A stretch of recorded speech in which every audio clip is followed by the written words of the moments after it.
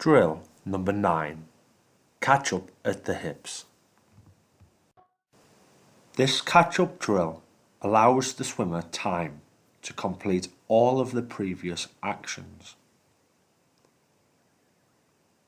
This drill can be done as slow as the swimmer needs to break down the critical elements: the body position, the head position, timing of the hips, shoulders and hand, the catch position, and the distance per stroke.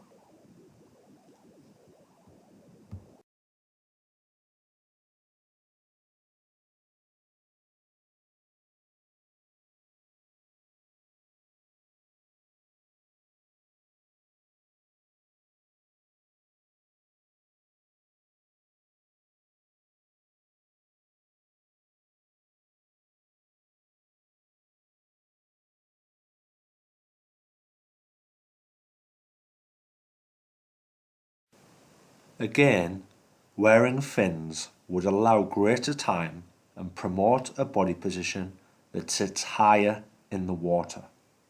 This in turn again emphasising that the leg kick is critical to backstroke performance.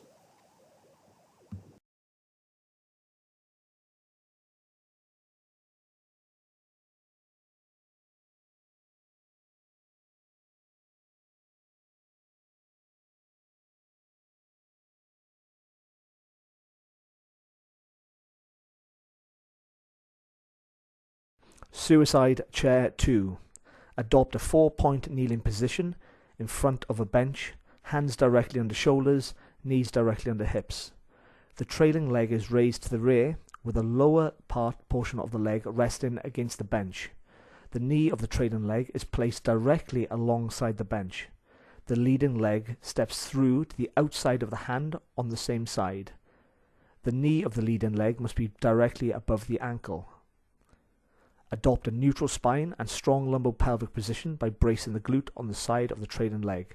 To increase the stretch, the hips are pushed forward. Care should be taken not to lose the pelvic neutral position at this point. Overhead tricep stretch 2. Arms raised above the head. Take hold of opposite elbow and draw the arm down the back. Keep head looking forward and in a neutral position. Maintain a strong neutral spine. This must be done without arching the lower back, raising the chest and flaring the ribs. Kneeling V-sit lat stretch. The elbows are placed on a bench holding a dowel rod with elbows positioned within the spacing of the hands. Having the hands placed in such a way will lengthen the lats and in turn increase the intensity of the stretch.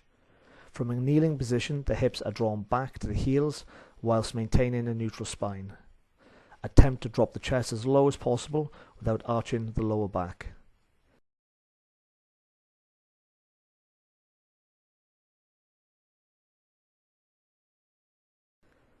As can be seen from the front view, the elbows are placed within the spacing of the hands. Bringing the elbows in further will intensify the stretch on the latissimus dorsi muscle.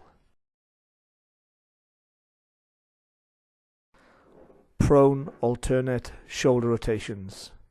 Firstly, bring the feet together, then set the hips into a strong neutral position. One hand is placed in the small of the back, the other hand is placed lightly behind the head. The shoulders are set back and down and along the spine into a scapular neutral position. The elbows are held high. During the movement phase, the scapular position is maintained, and so is the elbow position. During the large semicircular motion of the arms, there is a focus placed on the rotation of the hands.